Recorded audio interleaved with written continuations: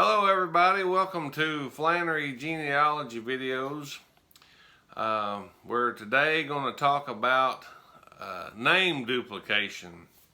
And was sitting here on a rainy day here in Greenup County, Kentucky, doing a little genealogy, and just got to thinking about in our Flannery family especially, the name duplication that has went on, and I'm telling you, it will drive a genealogy person crazy, very crazy. It seems like in later life, mid 1800s forward to present, it's not near as bad, but farther back, man, I think there's enough James and John Flannerys to fill a battleship. William Flannery, James Flannery, John Flannerys, just so many different ones. Even Silas Flannery, which I said in a previous video about being my sixth great grandfather, or we believe he is. It's what's been handed down that he is. There's two or three different Silas Flannerys. Of course, I believe they're in direct lineage with him. Now, that name recognition really drives you crazy trying to look at these documents.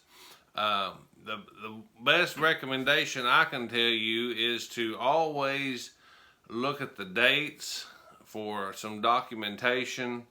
And they'll probably correspond, or they'll probably line up with another one. For example, there's a John Flannery that married Phoebe Boggs. He's a pretty prevalent Flannery name in the mountains of East Kentucky and Southwest Virginia. He was a primitive Baptist preacher. Now his line, or his timeline through that also kind of lines up with what we have talked about, the John William Flannery Sr., which is my fifth great grandfather.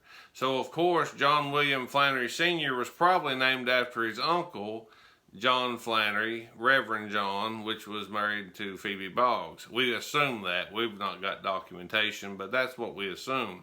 Now myself, I go back to both Silas and John, which we believe were brothers, and even according to Donald Osborne's book I acquired, it is believed that they are brothers. So I go back to both of them, and I'll kind of give you a little rundown on that. Silas is my sixth great grandfather.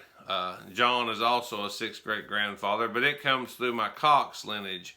Odom Cox's father was Henry Cox, which was married to Rebecca Flannery, which was a daughter to John and Phoebe Flannery.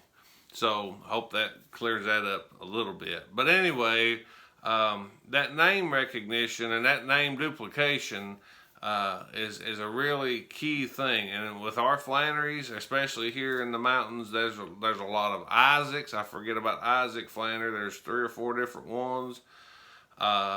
Another name, and it's an odd name, you wouldn't think they would duplicate it, was Singleton Flannery. Now my great grandfather was named Allie Singleton, which Singleton being his middle name. Well, his great uncle, I believe, he was named Singleton Flannery, and he was married to a lady named Delilah Webb, and a lot of Flannerys in Elliott County go back to him. Then Singleton had a nephew named Isaac Singleton Flannery. So that name, that kind of goes back. Even back in Virginia and down in Floyd County, there's a Sinkler. Of course, we think that's probably Singleton, something kind of a slang for that. Like I say, these names can drive a person batty when they go to do these different look for their lineage. So I'm very ignorant in DNA, but it's going to be a very crucial part. I don't know what's the best avenue, but I've went through Ancestry.com and done my DNA. So if you are on Ancestry.com, I would ask you to look me up, Brian Flannery. It shows me and my wife as a picture, as my profile picture. So DNA is going to be a crucial part, but know what you know and write it down. I suggest that. Know what you've been told. Sometimes what you've been told and what the records show will be two different things, but as I went through this a long time, I'm trying to go back and back up what I have with documentation. And I have that pretty much, not a lot, but I have some duplicate documentation that shows some of this stuff. So, but when you're doing your genealogy, make sure you got the right John and the right James and the right Silas. You know, look at their dates and try to get as much. And some of it's going to be guessed. I'll just tell you a little tidbit for the Flannery family here in the Appalachian Mountain region. I was told on a phone conversation by Don Lane that there is a Flannery Bible somewhere in Southwest Virginia that says that we go back to Ireland and has the actual ancestor of Thomas Elkanah Flannery. And I kept seeing this name on Ancestry.com, couldn't get any documentation. So I called Don and I said, where are they getting this at? And he says, well, there's a Bible. And he wouldn't tell me who had it. And he said, they don't want nobody to know they have it. I said, well, that don't help a lot. But anyway, he says that's, you know, so I had a word of mouth that said that's a pretty good status that he did come from Ireland, Thomas Elkanah Flannery, which would have been what we assumed to be Silas's father. Another thing I want to touch on in this video, it's going to be probably a little bit long, but bear with me. Another thing that I found amazing in doing genealogy and the name, duplication, and who somebody was named after. Of course, I've already discussed the part about people being named after their uncles or women after their aunts. Or, you know, and on the women's side, there's a lot of Sarah Flannerys. There's a lot of Eddas. Jemima, Mima is one that's been duplicated down through time. Elizabeth. Of course, these are common names, but they come down through lineages and are duplicated. Eleanor, Minerva is an odd one, but it's been duplicated a lot here from Southwest Virginia into Northeast Kentucky and in Eastern Kentucky. That's a woman's name, Minerva. But another thing I want to touch on is about how they named their children after preachers.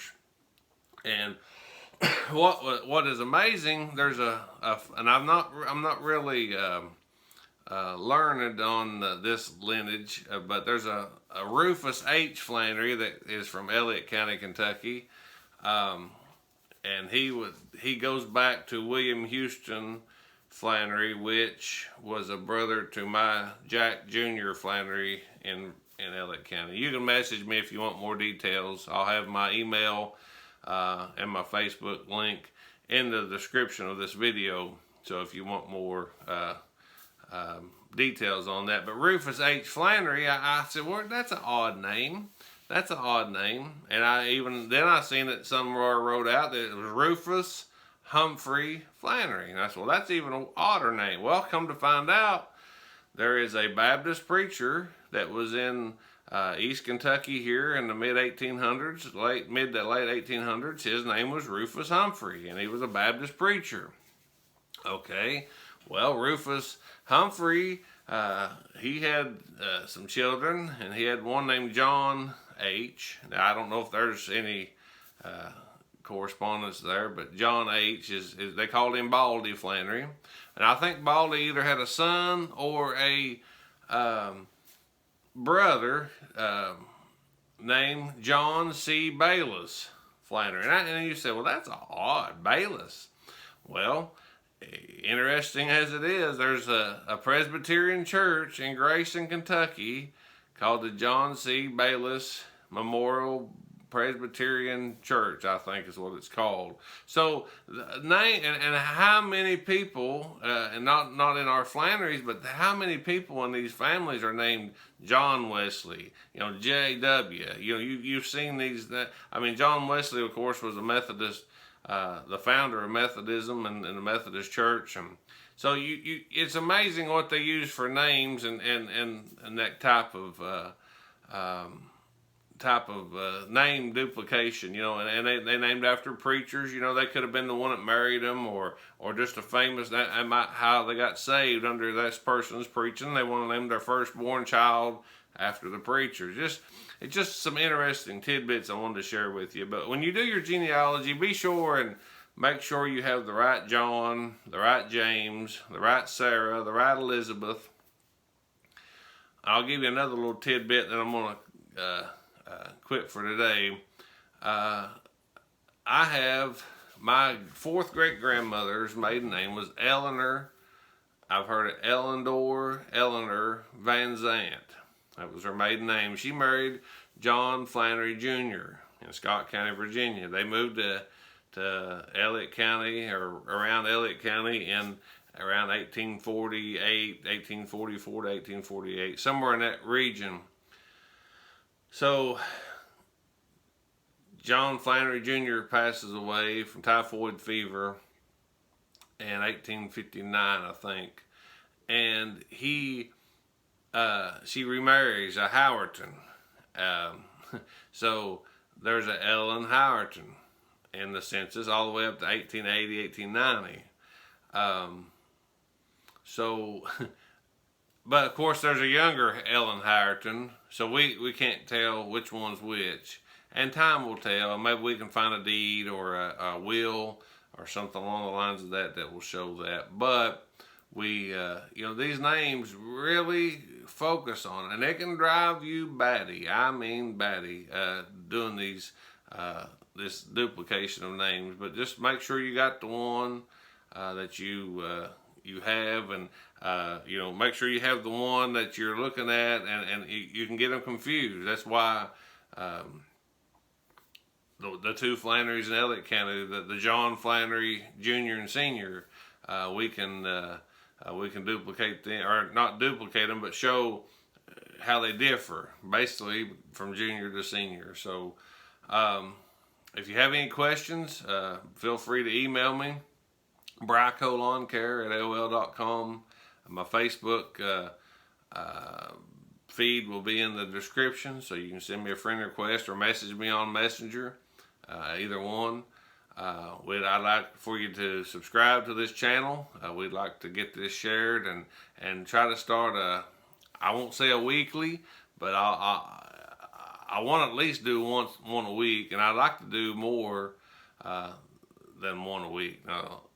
So hopefully we can get that started. And please bear with me and have a little grace on me that while I'm doing this, I'm learning.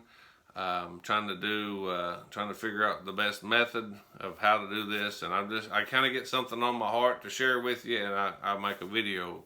But subscribe to this channel, give it a thumbs up, and share it with your friends. Any genealogy page that you're involved in, I'm going to try to share a lot on some Facebook pages. So if you'll be seeing my face around, hopefully. So be sure and give us a thumbs up, subscribe if you like this video, and feel free to reach out to me and with any questions I might not know it up here, but I have access over here on my computer, so feel free to ask. And I have some pictures. If you're in the Elliott County, Eastern Kentucky area, I might have pictures to be able to share with you, or something along the lines of that. So we hope you all have a great day, and we'll see you the next time. God bless.